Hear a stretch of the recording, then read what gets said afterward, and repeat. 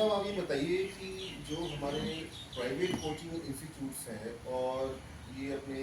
जो public funded organization education institutes हैं उनमें उनके बारे में आप क्या क्या बोलना चाहिए? देखिए डॉक्टर साहब, एक तो चीज़ है कि हम किसी प्राइवेट के या अपने कोई पब्लिक को हम कोई ऐसा नहीं कह रहे कि हम कोई उनकी अवहेलना कर रहे हो, लेकिन हम एक फैक्ट रख रहे हैं। फैक्ट देखिए ये है कि जब पब्लिक फंडेड एजुकेशन इंस्टीट्यूशंस की बात आती है तो उसमें इतने रूल रेगुलेशंस होते हैं कि जी आप 40 बच्चे से ज़्यादा नहीं पढ़ा सकते,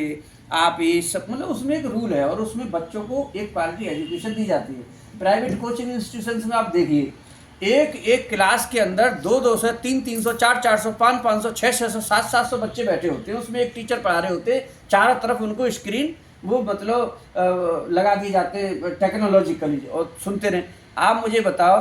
कि अगर हम जो है दिल्ली यूनिवर्सिटी में 10,000 टीचर हैं, 10,000 टीचर एक वीक में एक चैप्टर पर भी उसने नोट्स बना दिए, आप समझ सकते हैं पूरा का पूरा जो पूरे भारत में जितना प्राइवेट कोचिंग इंस्टीट्यूशन है इतने क्वालिटी एजुकेशन दे सकता है। दूसरा आप जो है जितने पढ़ाते जैसे IAS ले, हालांकि हमारे दिव्य कीर्ति जी हमारी यूनिवर्सिटी के बहुत अच्छे टीचर हैं, हम सम्मान भी करते हैं, लेकिन आप मैं कह रहा हूं कि बढ़िया से बढ़िया किसी भी टीचर का भारत में एग्जाम्पल ले लो, आप उनके बच्चे ले लिए कि जी हमारे बच्चे हमने पढ़ाए एक क्लास में 1,000 पढ़ाए, आप पढ़ने के बाद में उनका रिजल्ट देख लो भाई साहब, उस 1,000 में 2% बच्चे सक्सेस होते हैं, बाकी तो सारा कोर ऑफ बिजनेस है। और यहाँ जो जैसे श्री राम कॉलेज इंस्टीट्यूट है, रामजस कॉलेज इंस्टीट्यूट है, मिरांडा है, पूरे इंडिया में मिरांडा सबसे NIRF में सबसे नंबर 1 पर है, इसके टीचर्स में कौन सी ऐसी चीज़ है कि जो जो प्राइवेट जो वहाँ पे बच्चा भाग रहा है, यहाँ मैंने एक अलग तरह का देखा है। अरे भाई सेव अवर प्राइवेट मतलब save our public funded education institutions,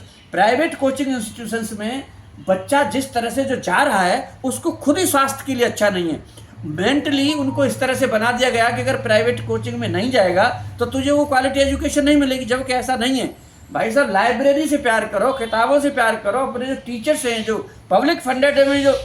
जो आए हैं वो नेट क्वालिफाइड हैं, JRF हैं, MPhil हैं, PhD हैं, एक्सपीरियंस है, बताइए उनमें क्या कमी है। तो मैं ये चाहता हूँ अपनी सभी सरकारों से और अपने शिक्षक बंधुओं से, और राष्ट्र के निर्माता हैं, वो एक वीक में कम से कम किसी भी टॉपिक पर एक जरूर जो है अपना PDF तैयार करें और बच्चों में सर्कुलेट करें, और जो है अपने बच्चों को इतनी भीड़ भाड़ से बचाएं, और जो हमारे पब्लिक एजुकेशन फंडेड एजुकेशन हैं इनको बचाने में पूरी मदद करें। सरकारें एजुकेशन पे अनाप शनाप खर्चा कर रही हैं, इस चीज़ को भी समझना पड़ेगा, हमें अपनी जिम्मेदारी लेनी पड़ेगी इनको बचाने की, और हमें अपने स्टूडेंट को ये भी बताना होगा कि हम जो तुम्हें 40 और ग्रुप बना करके जो 10-10 के हम ट्यूटोरियल में देते हैं उनको हम ईमानदारी से लें। जिस दिन ये काम हो गया, हमारे जो कॉलेजेस के स्टूडेंट्स हैं पूरे भारत में तो आज भी पहुँचे हुए हैं, फिर ये मतलब पता चल जाएगा। जो इतना